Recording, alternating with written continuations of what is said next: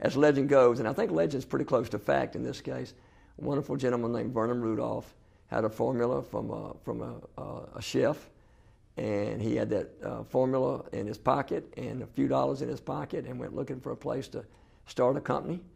And once more, as the story goes, he was traveling literally in the Midwest, and he pulled out a cigarette. He was a smoker, and was going to light up, and saw on the package that it was made in Winston-Salem, North Carolina. And he decided if that was a good enough place for them to succeed, that's where I'll go. So he turned his car and drove to Winston-Salem and opened the first shop. And it was actually founded as a wholesale business.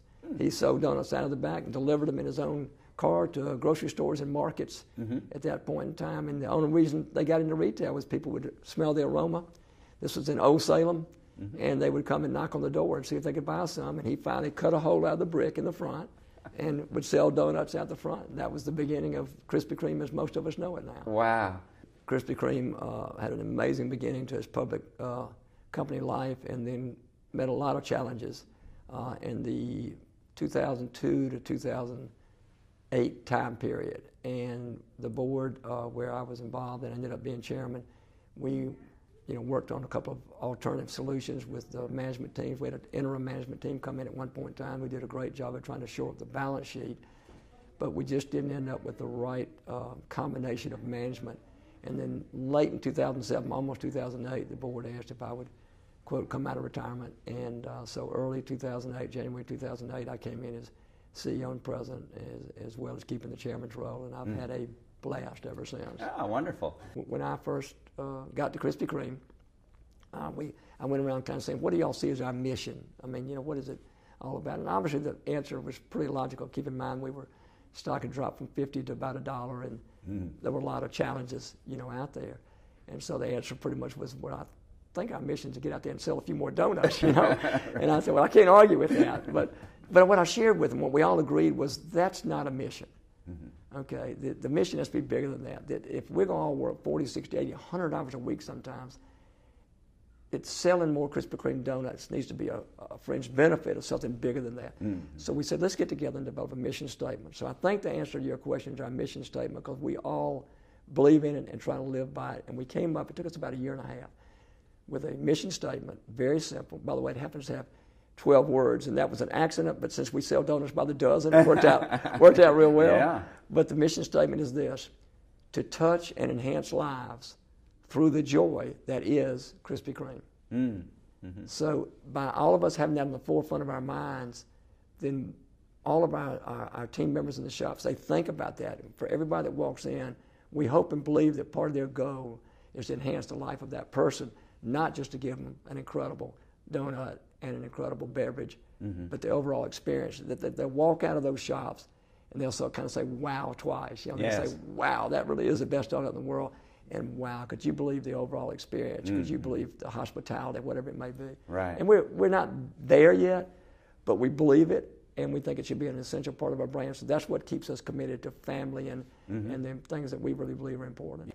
They've had partners long before it was a public company that owned stores in certain regions. I think Vernon's theory was, when he saw the retail was going to become a part of what they did, the company would own a couple of stores, but it was best to expand with people who knew the territories where the store was going to be located and who would be local owner-operators, be vested and excited about it. And so that's sort of how it started, and it stayed that way. And that local group, or that sort of tight group that was Southeast only, was still pretty much the franchisees when the company went public. And only after they went public in the year 2000 did we start expanding beyond the core Southeast and bringing in new franchisees that were not second and third generations of friends of Mr. Rudolph, because it is a partnership. We have a strong philosophy that we are deeply committed to the franchisee's success, and their success is our success, but their failure is also something we take upon ourselves.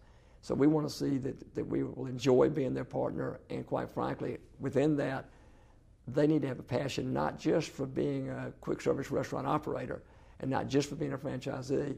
They need to have a passion for Krispy Kreme, the brand and the product. And if we don't have those two things come together, no matter how deep their pockets are, no matter how many concepts they may already be franchisees for, no matter what their proven success, we probably don't proceed without those two elements.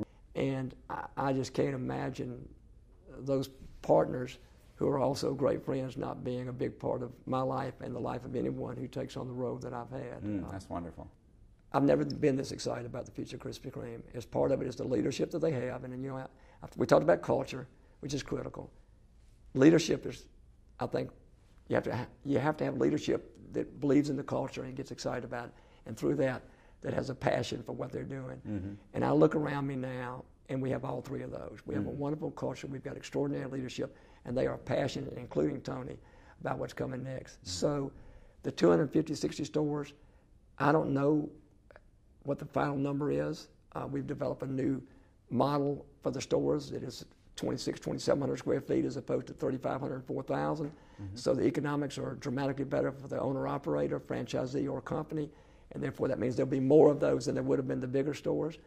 It's in the thousands, but is it 1,000 or 5,000? I don't know. It's not the 10 or 12,000 that some of our peers have, because Krispy Kreme, we make the donuts on site.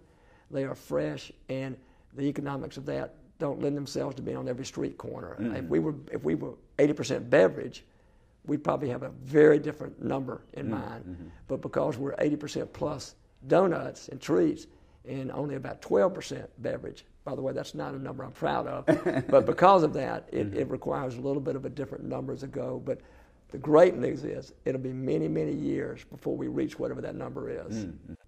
Well, thank you so much for coming and sharing with us, Jim. It's been a pleasure. And my pleasure. It's been so informative, and I wish you well with the future and maybe your next retirement. Who knows? Who knows? We'll have to talk to my wife about that, won't we? Okay. Thank you. Thank you.